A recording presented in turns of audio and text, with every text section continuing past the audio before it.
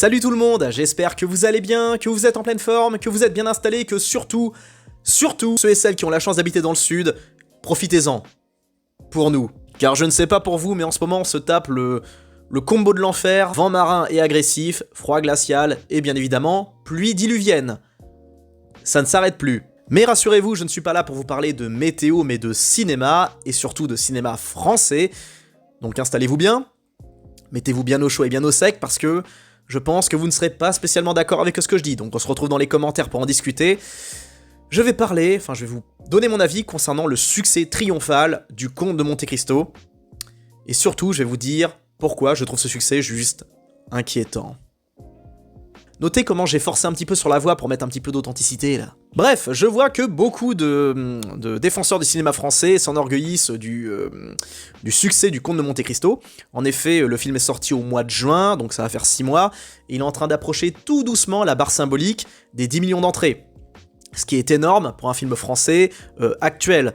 D'ailleurs, on peut noter que Le Comte de Monte Cristo n'est pas le seul gros succès de l'année, c'est d'ailleurs même le deuxième gros succès, car devant lui, on peut comptabiliser un petit truc en plus, qui a passé la barre des 10 millions d'entrées. Et son succès pour moi est plutôt rassurant, car il y a quelque part une espèce de désir de retour au cinéma populaire, car s'il y a bien un genre que les Français ont toujours aimé, c'est le cinéma populaire. Beaucoup d'ailleurs considèrent Intouchable par exemple comme un film populaire, mais en réalité ce terme est un peu galvaudé, car les personnages que l'on voit dans Intouchable, les personnages qui sont mis en scène, eh bien ils sont pas spécialement, des personnes à qui on pourrait s'identifier.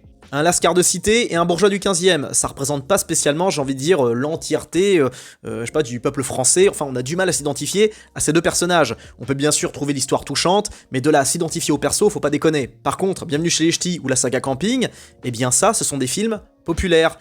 C'est des films d'ailleurs que j'aime beaucoup, je le dis franchement, parce que c'est des films qui ont de la tendresse, qui ont un contenu, inoffensif, et qui ont quand même une certaine forme de maîtrise au niveau de la mise en scène, car ces films en réalité sont bien plus réussis qu'on veut bien l'admettre. Mais ça, malheureusement, le problème, c'est que, en tant que Français, on a une certaine forme d'ego mal placé, et on a du mal à assumer le fait que des films simples, populaires, qui mettent en scène des gens normaux, on a du mal à assumer que ces films puissent être réussis. Alors bien sûr, du point de vue de la technique et de la mise en scène, c'est pas révolutionnaire, on parle pas d'un film de Gaspard Noé ou Diane Koonen, mais il y a suffisamment de technique et de maîtrise pour faire de ces films des œuvres agréables à regarder, où on n'a pas l'impression de voir un film sorti d'une production TF1 ou qui ressemble à un pathétique vaudeville. Et bien ces films-là, on peut globalement s'identifier aux personnages principaux, et bien parce que ces personnages principaux sont des Français, prolétaires, de la classe moyenne, du Nord, du Sud, de l'Est, de l'Ouest, et ça fait plaisir, c'est ce que les Français veulent voir, et même d'ailleurs c'est ce que tous les gens du monde entier ont envie de voir. La plupart des films qui cartonnent à l'étranger, ce sont ou les gros blockbusters énervés où il y a beaucoup d'action, ou alors les films populaires qui mettent en avant les gens de chez eux, des gens de différentes régions, différents endroits. Ça fait toujours du baume au cœur de voir des gens de notre pays, de notre environnement, ça donne du baume au cœur. Ça fait du bien à l'âme, et c'est pas pour rien que Bienvenue chez les Ch'tis a eu droit à son remake, il me semble, italien, américain, enfin c'est un film qui a inspiré. Un petit truc en plus, on va dire, à ce truc populaire, mais Le Comte de Monte Cristo, pas trop, on s'oriente plus vers quelque chose en lien avec le film de KPDP, comme on avait dans les années 50-60. On peut noter d'ailleurs que le dernier film de KPDP qu'on a eu en France avant Le Comte de Monte Cristo, c'était les deux films Les Trois Mousquetaires, qui ont été des échecs, ils ont pas rapporté ce qu'ils auraient dû rapporter, et c'était mérité car les films étaient très mauvais. On a pris tout ce qu'il y avait de dépassé et d'has-been dans les films américains pour mettre ça dans un film français avec toute l'arrogance et toute la prétention qu'on se connaît, Quelque chose d'ailleurs qu'on aura pu retrouver dans Le Comte de Monte Cristo, mais avec un degré un peu moindre. J'ai déjà allumé Le Comte de Monte Cristo au moment de sa sortie au mois de juin. Je vais pas spécialement revenir dessus, même s'il y a des choses à dire, et je n'en pense pas que du mal, attention, il y a des bonnes choses à relever, mais ce qui m'inquiète avant tout, c'est ce qu'il y a au-delà. Car pour moi, le succès était tout sauf mérité, car Le Comte de Monte Cristo est en réalité un film assez faiblard, à absolument tous les niveaux. D'ailleurs, je tiens à dire que pour moi, le film français qui est un peu passé à côté de son succès, c'est L'amour ouf de Gilles Lelouch. Alors le film n'est pas parfait, le final est pour moi complètement raté, mais du point de vue de l'inventivité, de la mise en scène, de l'acting, vous vous rendez compte que j'ai réussi à trouver Adèle Exarchopoulos et François Civil bons dans leur rôle. Je les ai trouvés corrects. J'aurais jamais pensé dire ça un jour. Bref, le film avait énormément de qualité, on ressent bien que Gilles Lelouch a ce don pour la mise en scène, c'est un très bon réalisateur, mais malheureusement le film n'a pas eu le succès qu'il méritait, il approche à peine les 4 millions d'entrées, or il aurait dû atteindre les 7, 8, 9, en tout cas ça m'étonnerait qu'il dépasse les 5-6 millions d'entrées. Alors qu'il aurait dû marcher, grosse communication, gros casting, énormément de bonnes idées, très bon retour, et une très grosse communication, le film avait fait plusieurs avant-premières, je crois qu'il y a eu des avant-premières partout quelques jours avant sa sortie. On sentait bien qu'il y avait eu un gros, comment dire, il y a eu une grosse communication autour de ça, mais ça a pas suffi malheureusement. Et j'en profite d'ailleurs pour dire que si L'amour ouf est réussi, bon, par contre, je déteste ce titre, vraiment j'ai pas compris l'intérêt d'avoir un titre pareil, L'amour wesh, pourquoi pas. Bon bien concernant les films de Gilles Lelouch, eh bien je considère que son premier reste bien au-dessus de L'amour ouf, c'est Le Grand Bain, pour ceux et celles qui l'ont pas encore découvert, franchement, matez cette petite merveille, cette petite pépite, là pour le coup on a affaire aussi à un vrai film populaire. Il n'a fait que 4 millions d'entrées, et il méritait lui aussi carrément les 7, 8, 9, voire 10 millions d'entrées, car ce Grand Bain, il a exactement les mêmes qualités que Bienvenue chez les Ch'tis, Camping et tout ça, encore mieux, car vraiment au niveau des idées, Gilles Lelouch, c'est un crack, il sait où placer les caméras, il a des idées toutes les 2 minutes, c'est... il y a un dynamisme, il y a une intelligence, il y a une humanité, ça se ressent, c'est palpable, et en tout cas, ce film est juste grandiose, et bien évidemment, c'est un film populaire parce que populaire et en même temps, je veux dire, intelligent, tout ça, on n'est pas dans de la beaufrie absolue, on n'est pas dans quelque chose d'exagéré, c'est, c'est une histoire vraiment touchante, avec beaucoup de poésie, et la force de ce film, c'est qu'on met en scène, non pas des bourgeois du 15e, ni des bobos parisiens, on met en scène des gens normaux, de la classe prolétaire, de la classe moyenne, quelques bourgeois également, mais bref, on met en scène des gens normaux, des gens auxquels on peut s'identifier, chose que ne fait quasiment pas le cinéma français. Le gros des films français que vous voyez, c'est des histoires de bourgeois, qui ont des problématiques de bourgeois, qui ont des visions de bourgeois, qui ont des... Enfin, c'est lourd, quoi, à la fin, quoi. Alors, bien évidemment, on a droit à quelques films qui mettent en scène des prolos ou des mecs, issus des classes sociales les plus laborieuses, mais on parle de films qui sont peu distribués, qui font très peu d'entrées, et qui font moyennement rêver, parce que malheureusement, ce sont des films avec beaucoup de pathos, avec très peu d'inventivité, avec beaucoup d'exagération, bref, on est très très loin de films vraiment travaillés et réussis comme Le Grand Bain. Et malheureusement, c'est ça le tragique du cinéma français, c'est qu'on privilégie davantage la quantité avant la qualité, parce que c'est ça le truc. On pointe du doigt les réussites, tout en oubliant de mettre en avant les échecs. Et quand vous vous penchez sur les échecs, vous apercevez que là, c'est un puits sans fond, quoi. Rencardez-vous sur le nombre de films français qui sont produits chaque année, vous allez voir, c'est colossal. En termes de différentiel de films proposés, films produits, et succès atteint. Et rien que cette année, je veux dire, on a très peu... je sais même pas si on a plus de 10 films français qui ont dépassé le million d'entrées. Alors que des films français, il y en a peut-être 300, 350 qui auront été produits. En 2023, il me semble que c'est entre 300 et 350 films français qui ont été réalisés pour une population de 70 millions d'habitants. Et en comparaison aux États-Unis, donc en 2023, j'ai pas les chiffres américains, j'avais fait une vidéo pour en parler, un podcast, mais en gros, les chiffres du Canada et des États-Unis, à eux deux, ça représente combien d'habitants? 500 millions, un truc comme ça, c'est énorme. 450, un truc dans le genre. Ces deux pays-là, à eux seuls, ils avaient produit que 500 films. Nous, on en avait produit 300. Voyez ce qui cloche ou pas? En tout cas, en France, on a tendance à un peu trop s'enorgueillir par rapport au succès, alors que ça veut pas spécialement dire que le cinéma français va mieux. C'est juste des moments de... c'est anecdotique, et c'est pour ça d'ailleurs qu'on les retient, où on se dit « Wow, le cinéma français est en train de renaître, le cinéma français est en train de revenir ».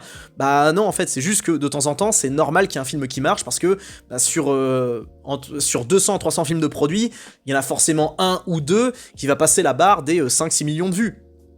Mais c'est très rare, on n'en a pas eu, je crois, en 2023, 2022, 2021, on n'a pas eu de gros films qui ont autant cartonné. On a des films qui ont dépassé le million d'entrées, je pense par exemple à Anatomie d'une chute, qui je crois a caressé les 2 millions, mais le truc c'est que Anatomie d'une chute a eu droit à une couverture médiatique juste de zinzin. On a eu la polémique avec Justine Triet qui a excité pas mal de gens à aller voir le film parce que oulala, mon dieu, c'est courageux ce qu'elle a dit, c'est courageux pour certains, donc on va aller le voir pour la soutenir, sans parler du fait qu'elle ait reçu la Palme d'Or, et quand vous avez la Palme d'Or, c'est un gros coup de pub. Quand vous avez la Palme d'Or, vous êtes sûr de faire 1 million d'entrées minimum. Même un film comme Entre les murs par exemple, qui est sorti en 2008, ce truc qui est juste un téléfilm France 3, comme Anatomie d'une chute, il a reçu la Palme d'Or, résultat des courses, il a passé le 1 million d'entrées. En tout cas, pour revenir au Comte de Monte Cristo, pour moi ce succès m'inquiète, car le film déjà est très moyen. Tout repose sur la forme et non sur le fond. D'ailleurs, j'ai pour le coup relevé certains commentaires que j'ai trouvés sur Allociné, que je vais vous partager. Des commentaires que je trouve pertinents. Alors j'ai été pioché du côté de ceux qui ont mis 3 étoiles, 2 étoiles et demie, parce que j'allais pas non plus aller dans ceux qui ont mis 0, même si j'ai détesté le Comte de Monte Cristo, je vais pas lui mettre 0 ou 1, une étoile sur 5, je veux dire, c'est ridicule. Le film a ses qualités, mais c'est pas non plus un méga chef-d'œuvre. Par exemple, c'est pas vraiment le même genre, mais ça aurait pu.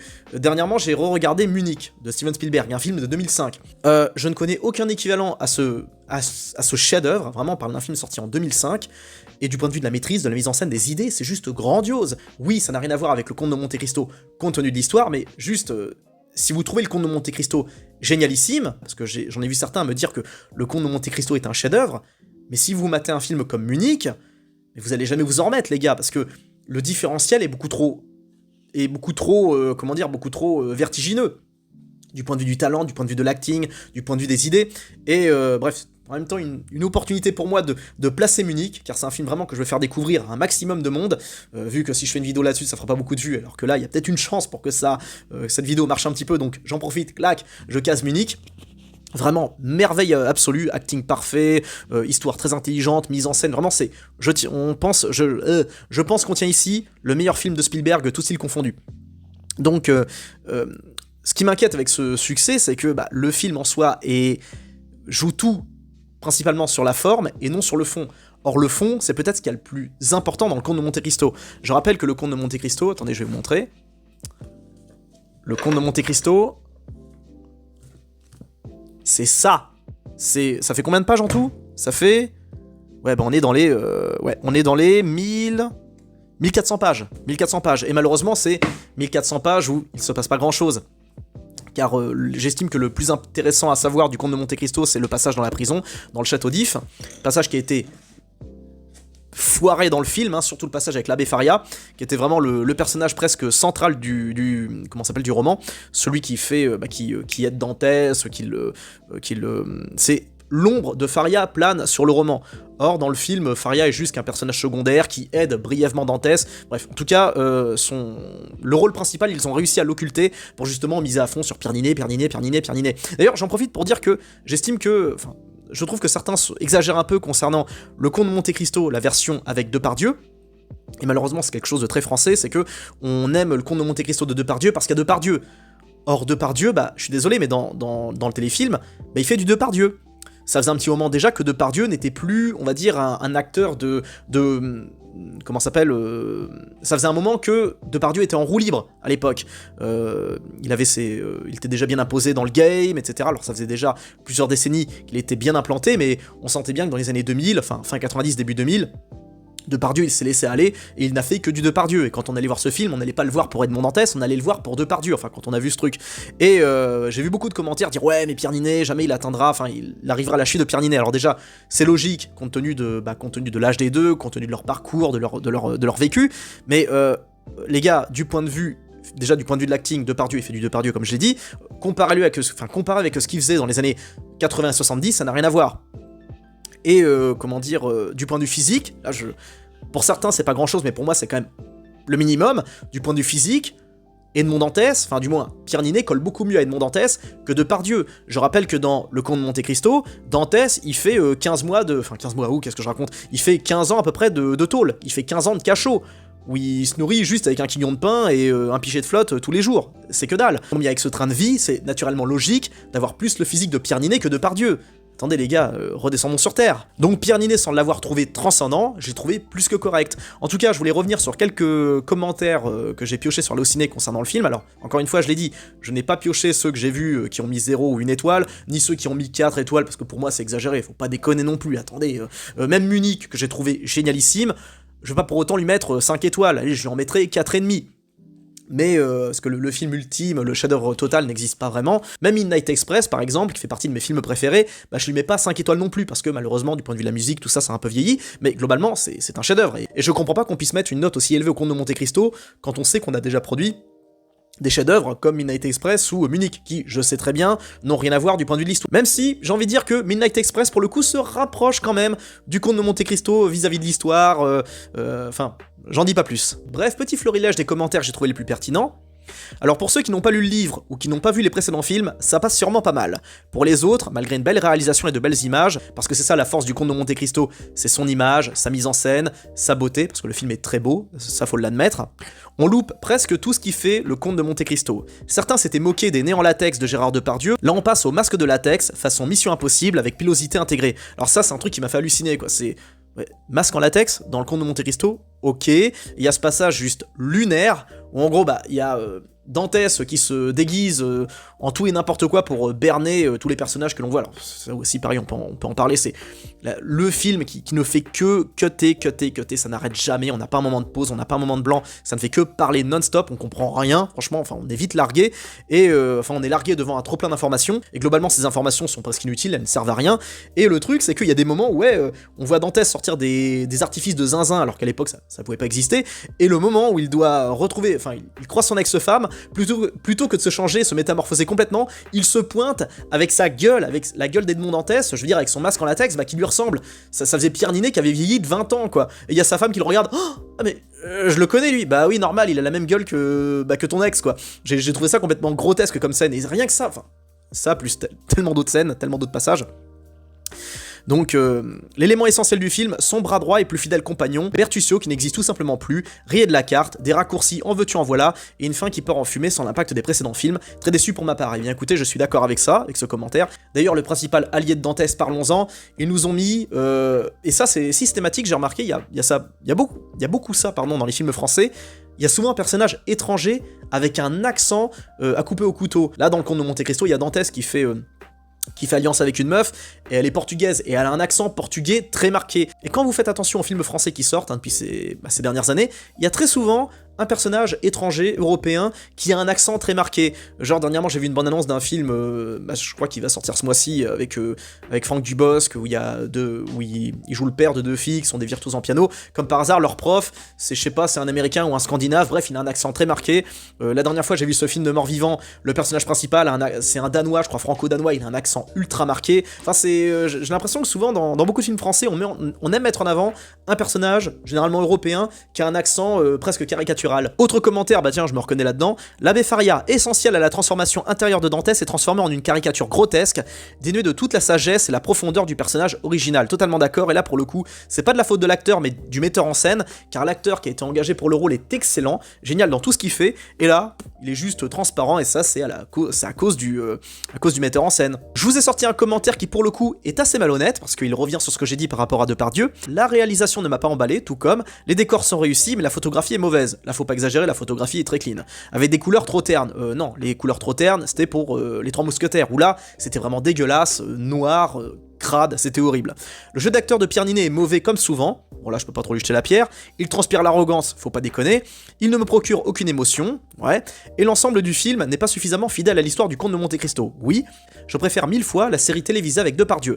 Je pense que dans cet avis, il y a une sorte de...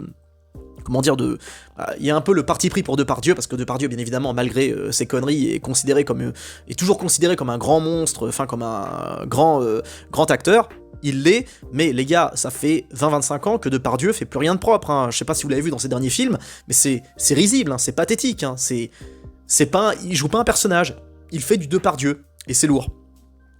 Autre commentaire, c'est un bon gros mélo, avec la bande-son d'un bon gros mélo, les ficelles narratives d'un bon gros mélo, les dialogues d'un bon gros mélo, les rebondissements d'un bon gros mélo, je crois qu'on a compris, et je suis d'accord avec lui quand même, comme quoi on peut faire un film médiocre en adaptant un roman génial. Certes, c'est à la base un film d'aventure rocambolesque, ou plutôt du Massienne, alors je pense qu'il voulait dire roman, mais en soi, le roman, le Comte de Monte Cristo, je vous préviens tout de suite, il n'y a pas d'action, hein. Il y a quasiment rien, c'est que du dialogue, du blabla, vous attendez pas à un truc... Enfin, vous attendez pas à des ninjas, quoi. Vous attendez pas à des gens qui se battent, qui font des chorégraphies, y a rien là-dedans. Enfin, quasiment pas. Mais l'amplification du côté mélo gâche vraiment la fête, je suis d'accord. C'est plus une version illustrée avec de très gros sabots du roman qu'un vrai film. On s'ennuie beaucoup, vu que c'est très long, et je rappelle que le film il dure 3 heures. 3 heures. Il n'y a aucune surprise, même si on n'a pas lu le roman, aucune originalité, aucune subtilité. La scène du duel final dure une éternité, elle atteint des sommets de ridicule, au point qu'on se demande s'il ne faut pas chercher un peu de second degré tellement c'est gros, mais en vain. Et j'ai souligné ça parce que c'était important, il n'y a pas une once de second degré dans ce film, et je suis d'accord, le film se prend excessivement au sérieux, comme dans le gros de ce genre de production typiquement française. Il n'y a pas de moment un petit peu léger, et généralement quand c'est léger c'est un peu foiré. C'est malheureux, mais par exemple, je sais pas, dans les Trois Mousquetaires, les moments légers, ils sont super lourds. Quand on voit, D'Artagnan bousculer les mousquetaires, où il y a des embrouilles qui commencent à se créer, voilà quoi, Mais ça, je pense que c'est une question de mise en scène et de jeu d'acteur, parce que François Civil était vraiment mauvais dedans, vraiment, il était cringe de ouf. Mais c'est vrai que le second degré, c'est un truc qui manque un minimum. En soi, on ne demande pas une comédie, ou à la rigueur, c'est où on fait un film avec un film sérieux, avec un petit peu de second degré pour calmer un peu la tension, ou alors on fait un truc sérieux jusqu'au bout, où ça déconne pas vraiment, et où, comment dire, l'humour est inexistant, et on force à montrer, bon bref, je pense que je me fais comprendre, et je pense que vous avez compris où je voulais en venir. Sinon, Pierre Niney et Desmoustiers sont bien, les paysages sont beaux, même s'ils sont filmés dans le plus pur style carte postale. Et c'est vrai, il y a un côté prétention dans la mise en scène qui fait très, on va dire, enfin, c'est comme l'avait dit un commentaire sous une vidéo, c'est en gros le Comte de Monte Cristo, ça vous balance du patrimoine à la gueule, des plans sur des châteaux, des plans sur, je sais pas, comme il l'a dit, un plan de carte postale où on voit la mer, les rochers, tout ça, des plans en drone, vaguement impressionnants. Et ça, pour moi, c'est assez grotesque, hein, c'est assez grossier ce genre de mise en scène parce qu'il y a un côté presque film pour YouTube. On dirait, parfois il y avait certains moments dans le film où je me disais ouais c'est très beau, mais on dirait des fonds d'écran que je pourrais choper sur Pexel, des fonds d'écran en vidéo, enfin bref, c'est mon avis concernant la photographie, même si je la trouve très bonne, je la trouve pas pour autant transcendante. Quelle déception pour moi qui ai lu au moins 5 fois le chef-d'œuvre de Dumas, bravo gars, franchement énorme. Des personnages très importants ont disparu et ça c'est vrai. Noirtier, Monsieur de Saint-Véran et la marquise de Saint-Véran, la famille Morel, Valentine. Le rôle de ceux qui ont été retenus sont diamétralement différents. Cadrousse est devenu un gentil garçon et il est récompensé de sa trahison. L'abbé Busoni ne fait qu'une apparition. Enfin, l'invention de cette Angèle, je ne suis même plus certain de son nom, je crois que c'est celle justement qui parle avec son accent. Elle est ridicule et je préfère ne rien dire sur la fin de Benedetto et de la fin du film. C'est intéressant de voir au cinéma des histoires que l'on connaît et que l'on aime, mais lorsque l'on s'attaque au Comte de Monte Cristo, il faut le respecter. C'est un des romans les plus connus au monde, il mérite d'être traité avec attention, justesse et brio, si possible comme cela a été fait par le passé dans certaines versions, blablabla, sauf si l'objectif est de faire de l'argent, nana. Je suis d'accord. Dès que les Français veulent faire un film historique, et voilà, là c'est totalement vrai, c'est automatiquement surjoué, comme si le réal se sent investi d'une mission qui le dépasse, mais c'est totalement vrai. Les mecs, on a l'impression effectivement qu'ils sont missionnés par un objectif, enfin c'est juste dingue. Le réal se sent investi d'une mission qui le dépasse, donc il va en faire des tonnes et dirige mal ses acteurs. Et ça donne cette daube, un téléfilm de France 3 noté 4,5 spectateurs, parce que oui, hein, regardez les notes Allociné, c'est juste hallucinant. D'où ce film mérite sa note, quoi. Il y a d'autres films, tout aussi impressionnants et marquants, qui n'ont pas une note aussi élevée. Enfin, ça me sidère. Des notes du même niveau que Forrest Gump ou Interstellar, pauvre France, c'est vraiment pas bon. Et j'ai envie de conclure justement cette vidéo sur ce commentaire, ça fait peur, parce que j'ai l'impression que beaucoup, par désespoir, ont été voir ce film un petit peu avec voilà, ils voulaient revoir de la France, hein, comment s'appelle, une adaptation d'un livre français, parce que le Comte de Monte Cristo c'est effectivement une des œuvres les plus majeures de l'histoire littéraire française, qui a donné bien évidemment droit à tout plein d'adaptations à l'étranger, ce qui n'est pas rien. Sans parler des variantes ou je sais pas quoi, donc des films qui sont brièvement inspirés de l'histoire du Comte de Monte Cristo. Je crois que d'ailleurs cette même année, il y a l'Italie qui produit une mini-série sur le Comte de Monte Cristo, donc ça n'arrête jamais, quoi. Il y aura toujours dans 100 ans, on continuera à faire des films là-dessus, des séries. Et le truc, c'est que je pense qu'il y a une espèce de, je sais pas, il y a eu une espèce d'élan de panique où en mode les gens voulaient revoir quelque chose en lien avec la France, mais les gars, enfin je trouve ça beau et en même temps c'est inquiétant parce que ça a biaisé une partie des avis concernant ce film. Les gens ont voulu voir un film de posture, de carte postale, sans réel fond, et ça m'inquiète, car je veux beaucoup plus que ça.